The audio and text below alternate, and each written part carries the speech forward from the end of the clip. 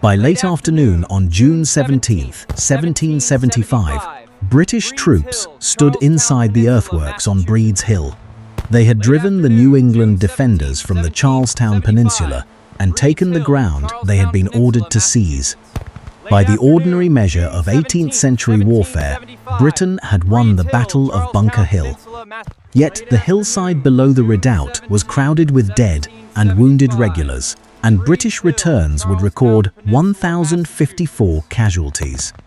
A position had been captured, but more than 2/5 of the attacking force had been killed or wounded. The central question of the battle is therefore not simply why the Americans lost the hill. It is how a British victory became evidence that the rebellion could not be crushed cheaply. That contradiction gave Bunker Hill its enduring power.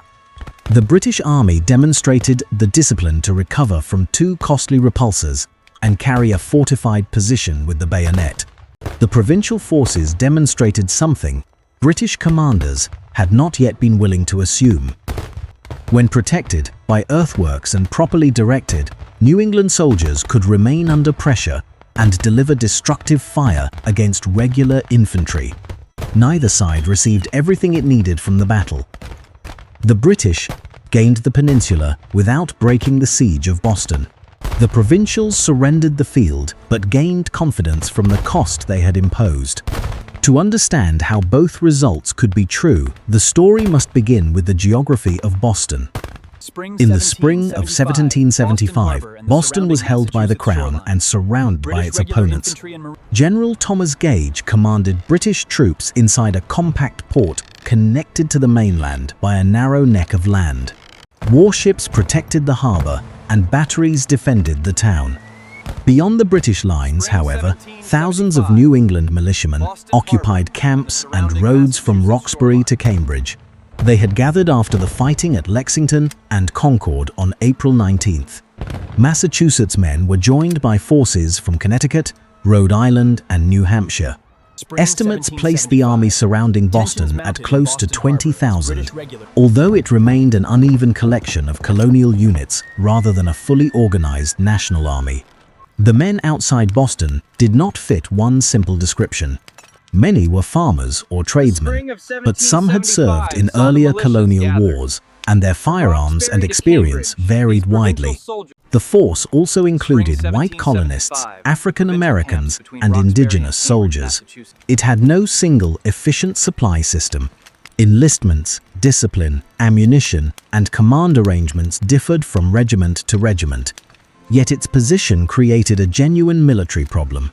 But moving far into the surrounding countryside, the British-controlled Boston risked another costly encounter with an armed population. The colonial army could not storm the town, while the British could not end the siege merely by holding it. Reinforcements arrived from Britain near the end of May, accompanied by Major Generals William Howe, Henry Clinton, and John Burgoyne. Together with Gage, they considered how to regain freedom of movement. The heights around Boston were the key. Dorchester Heights dominated the approaches from the south. The Charlestown Hills rose across the water to the north. If British forces occupied and fortified those positions first, they could improve their control of the harbor and threaten the provincial lines. The plan was not a secret for long. New England leaders received warning that the British intended to move, and the Massachusetts command decided to fortify the Charlestown Peninsula before the regulars could take it. On the evening of June 16th, Colonel William Prescott led a working party of about 1,200 men from Cambridge. Their instructions directed them toward Bunker Hill, the highest ground on the peninsula and the position nearest the narrow Charlestown Neck. During the night, however, the main fortification was placed on Breed's Hill, southeast of Bunker Hill, and considerably closer to Boston. The precise reasons for that choice remain debated. Breed's Hill offered a more immediate challenge to the British, but it was also more exposed and farther from the only secure line of retreat. Whatever discussion produced the decision, it transformed the defensive mission into a direct threat that Gage could not ignore. Under the direction of Prescott, General Israel Putnam, and engineer Richard Gridley, the working party began cutting into the hill. By morning, it had raised a roughly square earthen redoubt with a ditch and parapet. A breastwork extended from the fortified enclosure, while other troops later strengthened a stone and rail fence running toward the Mystic River. These defenses did not form one continuous wall. Gaps, open ground, and the beach on the northern flank still had to be covered. Yet the works gave men with limited ammunition something essential: protection from long-range fire and a stable position from which to aim. The labor continued through the dark with little rest. What the men built was not an elaborate permanent fort. It was a fieldwork made from the soil beneath their feet, raised in a matter of hours by soldiers using picks and shovels. Its military value came from location and timing. At sunrise, British officers looking across from Boston could see an armed position where none had existed the evening before. The provincial force had placed itself within reach of British artillery and within sight of the town. It had also forced the British command to make a decision in public, before soldiers and civilians watching from both sides of the water. British naval guns opened fire at first light, but the geography limited their effect. Shallow water, the angle of fire, and the elevation of the redoubt made it difficult for ships to deliver accurate supporting fire into the colonial works. The bombardment disrupted the labor and inflicted some losses, but it did not remove the position. Around 9 in the morning, Gage and his officers met to decide how to respond. Clinton favored using the peninsula's narrow neck to threaten or cut the defenders' retreat. The plan that emerged instead placed Howe in command of an amphibious-led landing followed by an attack across the open ground toward the provincial defenses. It is tempting to describe the decision as nothing more than blind arrogance. The evidence supports a more careful judgment. Howe had reasons to believe that disciplined regulars could drive an improvised force from incomplete works. A direct landing was comparatively simple to coordinate with the ships, and British control of the water offered protection during the crossing. The army also needed to remove a position overlooking Boston. Even so, the plan underestimated the defenders' ability to use cover and concentrated fire. It also required the British to advance over difficult ground against an enemy who had spent the morning improving his position. The attack did not begin at once. The tide delayed the movement. Boats had to carry troops across from Boston, and Howe requested additional men after examining the field. By early afternoon, roughly 2,200 to 2,400 British soldiers and Marines had landed near Moulton's Point. They formed within view of the redoubt, while provincial reinforcements continued to arrive from the mainland. The delay strengthened the defense, but it also exhausted the men who had worked through the night. Some left the hill. Others arrived without clear instructions. The provincial command structure remained divided among officers responsible for separate parts of the line. The battlefield stretched from the redoubt on Breed's Hill northward toward the Mystic River. Prescott's men occupied the principal earthwork and breastwork. At the rail fence and along the northern approach, troops under Thomas Knowlton and John Stark extended the line. Stark's New Hampshire men also blocked the beach, closing the route Howe hoped to use around the provincial flank. Behind them stood Bunker Hill and the narrow neck leading back to the mainland. British ships could fire across that route. The defenders therefore faced a simple but severe problem. If their line broke, every surviving man would have to withdraw through a confined and exposed exit. Their firearms were not all hunting rifles, as later legend often implied. Most carried smoothbore muskets of different patterns and conditions. Many lacked bayonets, placing them at a serious disadvantage if regular infantry reached the works.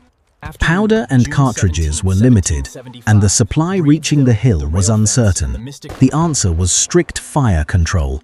Officers told the men to wait until the British came within effective range, and stakes were placed in front of some positions to mark the distance. The famous command about seeing the whites of the enemy's eyes belongs to the battle's legend. No secure contemporary evidence identifies one speaker or confirms the exact words. The underlying order, however, was real. Do not waste ammunition. Howe's opening design was broader than a single march against the redoubt. Light infantry moved along the Mystic side in an effort to turn the provincial left. Grenadiers and other units advanced across the pastures toward the rail fence and breastwork. Brigadier Robert Pigot directed troops against the redoubt and the southern part of the line. The attack depended on these movements applying pressure together. Instead, fences, marshy ground, tall grass, heat, and the weight of the soldiers' equipment disrupted the formations. British field artillery also suffered an ammunition problem that delayed its support. The regulars remained disciplined, but the battlefield prevented them from using that discipline under ideal conditions. Around 3:30 in the afternoon, the first advance moved into range. Provincial soldiers waited behind earth, stone, rails, and hay until their officers gave the order. Their opening fire tore into units that were exposed on the slope. British officers, positioned where they could direct and steady their men, suffered heavily. Along the Mystic, the attempted turning movement met Stark's prepared line and the barricaded beach instead of an open flank. Near the redoubt, Pigot's troops encountered fire from the works and from positions near Charlestown. The attack did not collapse at one point.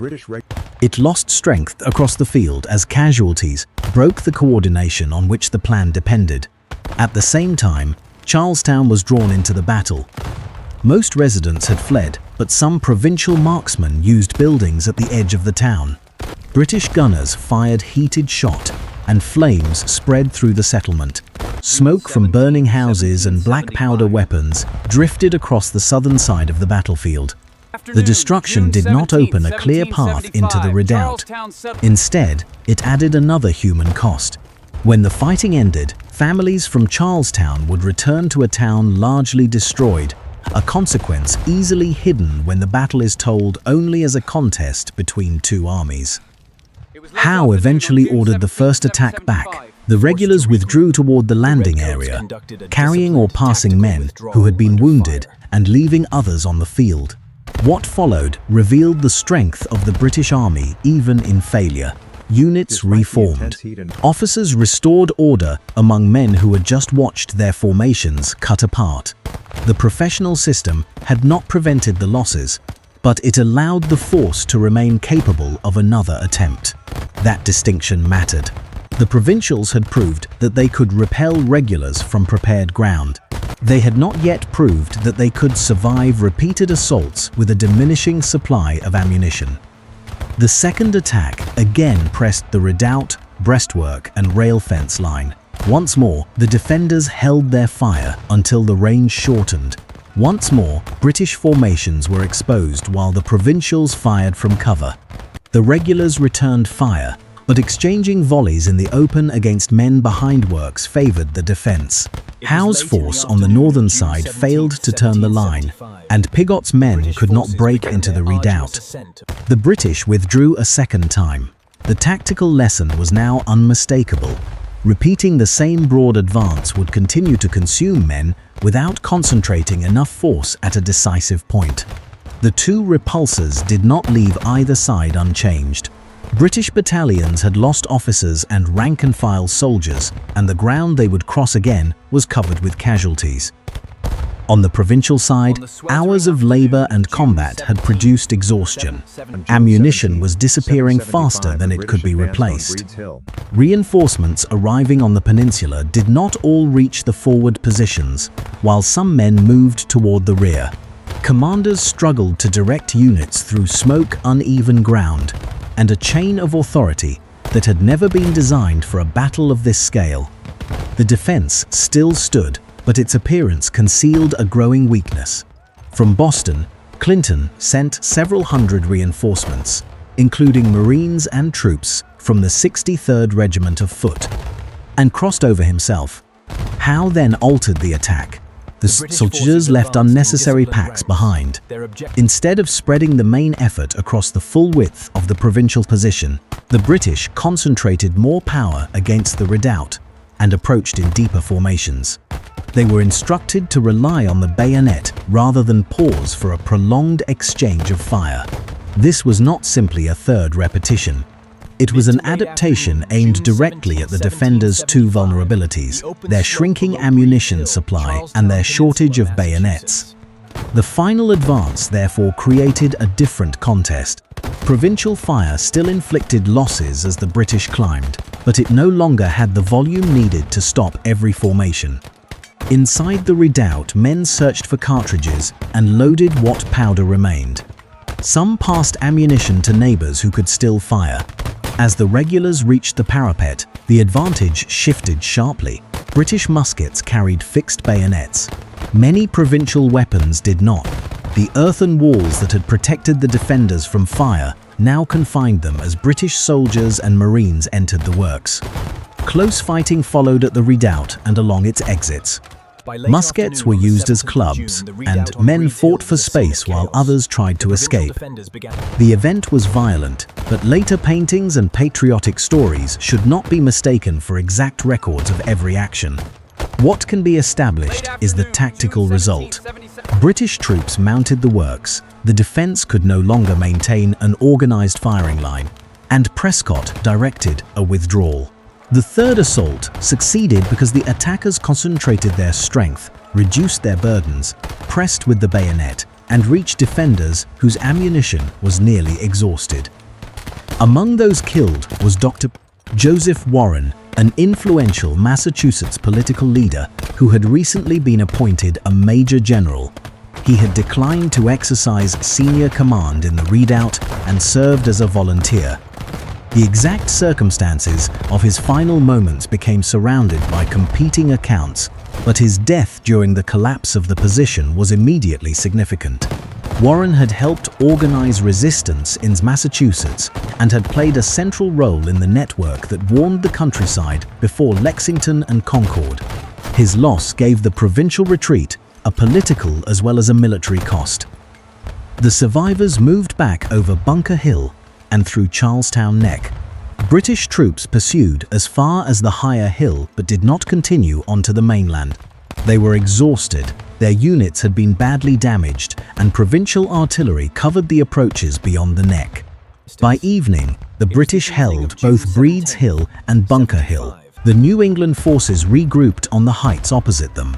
Each side prepared for another move. None came. The costly victory had secured the peninsula, but it had not destroyed the army surrounding Boston or ended the siege. The casualty returns explain why. British records counted 226 killed and 828 wounded, for a total of 1,054. Depending on whether the force engaged is placed closer to 2,200 or 2,400, the loss amounted to more than 40% of the attackers. Nearly 100 commissioned officers were among the dead and wounded, a disproportionate blow to command and experience. Colonial losses are generally estimated at about 450 killed, wounded, missing or captured. Their total was severe, especially for a force that had ultimately abandoned the field, but it was less than half the British figure. Numbers alone cannot show what those losses meant. British light infantry and grenadier companies included troops selected for demanding battlefield roles, and many of those companies were hit especially hard.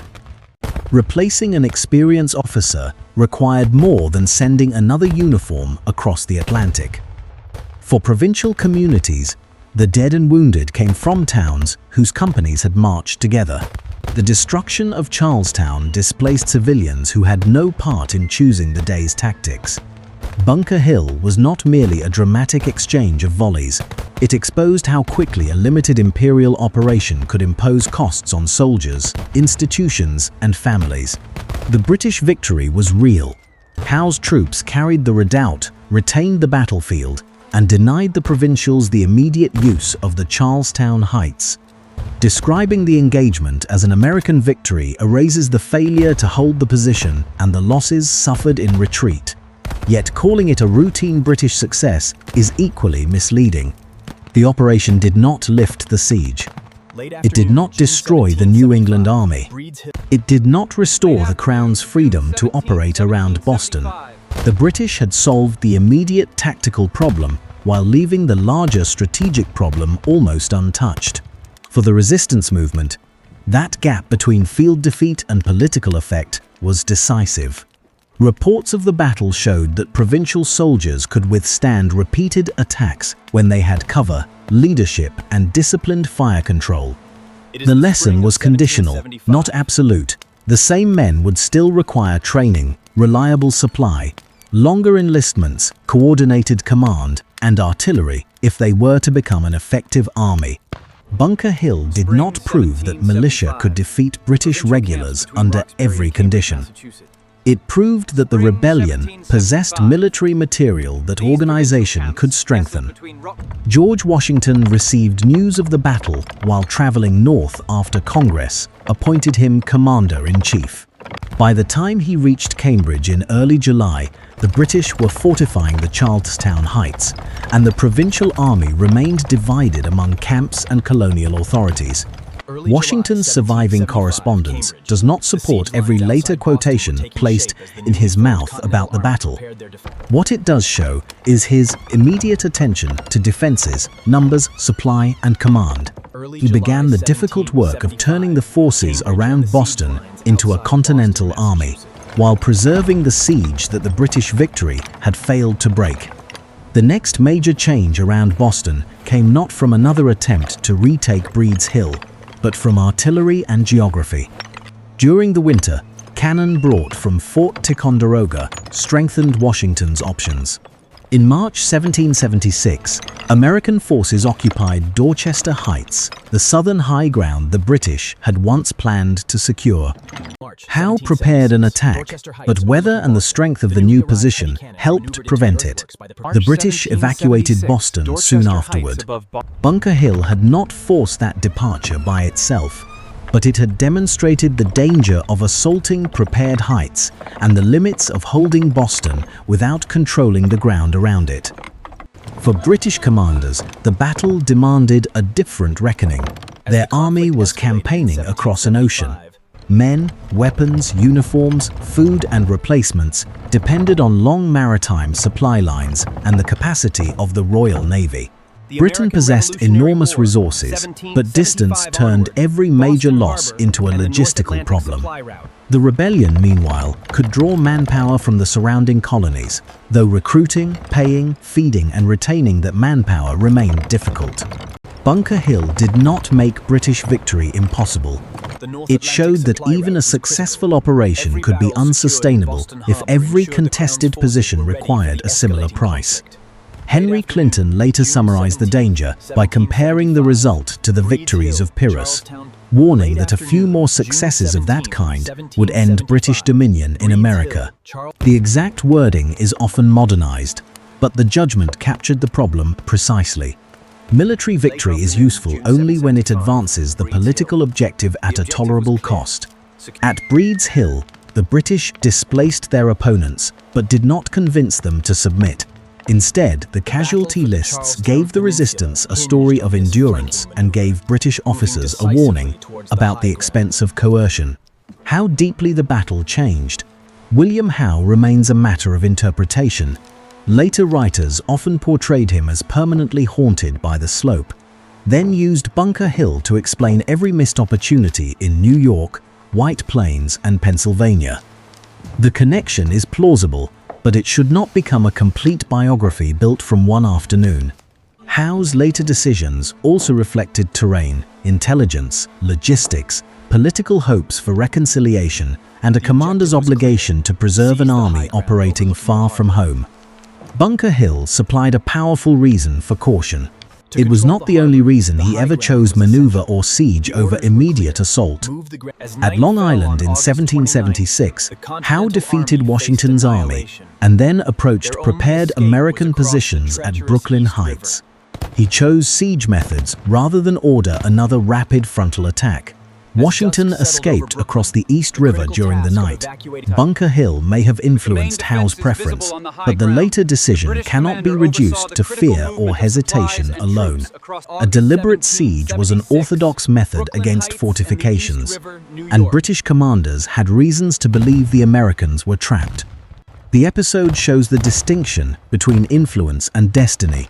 Breed's Hill shaped the risks Howe understood, but it did not mechanically dictate every choice that followed. The same restraint is necessary when judging wider British tactics. The army did make greater use of flanking movements, amphibious mobility, and maneuver during later campaigns, but those methods were already part of 18th century warfare and Britain's imperial strengths. 1,200 men on one hill did not rewrite British doctrine in a single day. What they did was provide a severe demonstration of a known principle. Frontal attacks against protected troops over obstructed ground and without decisive fire support could ruin even excellent infantry. The lesson mattered because the British learned it at the opening of a war whose scale they had underestimated. Bunker Hill also surpassed quickly from history into memory. The phrase about the whites of the enemy's eyes became more famous than the uncertain orders actually given.